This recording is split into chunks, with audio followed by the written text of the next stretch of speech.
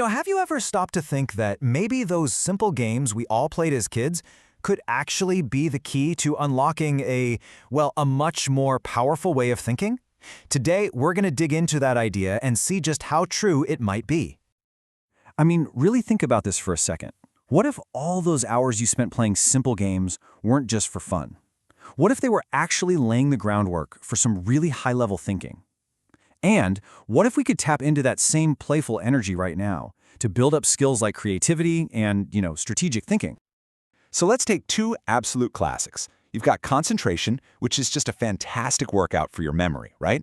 And then you have tic-tac-toe, a game that is pure, simple strategy. Now, each one is pretty powerful on its own, but what happens if we combine the best parts of both? Well, that is exactly where the SVO memory game comes into the picture. It's basically a creative remix of those two games we all know, and it's designed to make a really powerful kind of thinking visible, all through structured and, honestly, really engaging play. Okay, so what in the world is SVO? It stands for Subject, Verb, Object. And it's the absolute bedrock of how we communicate pretty much any idea.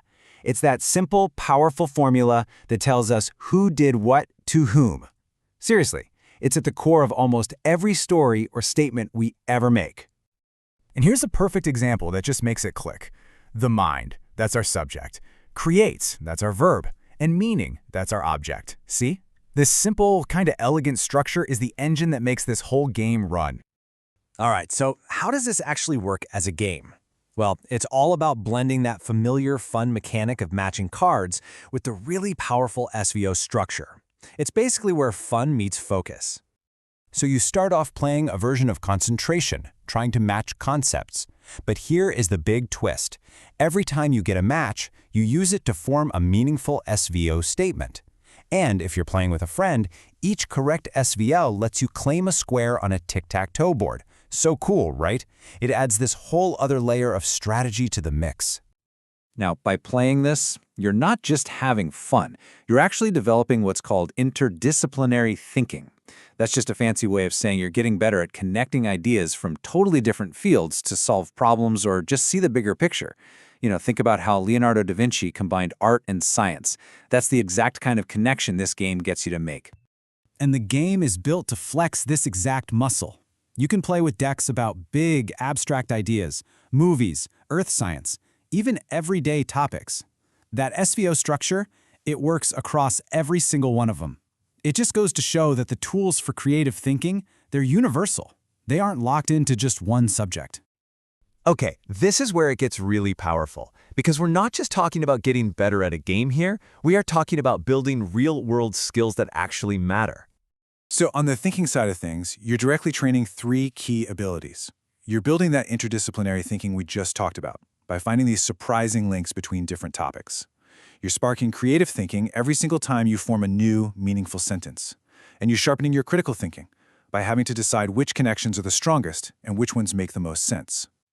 But it doesn't stop there. See, every time you create an SVO, you're practicing the fundamental unit of storytelling. And that skill, that translates directly into stronger communication, better presentations, and even leadership. Because when you get down to it, what are great leaders? They're great storytellers who can communicate a clear vision. So let's just zoom out for a second. This game, it's really a vehicle for a much bigger idea. It's a whole way of thinking that you can apply to everything.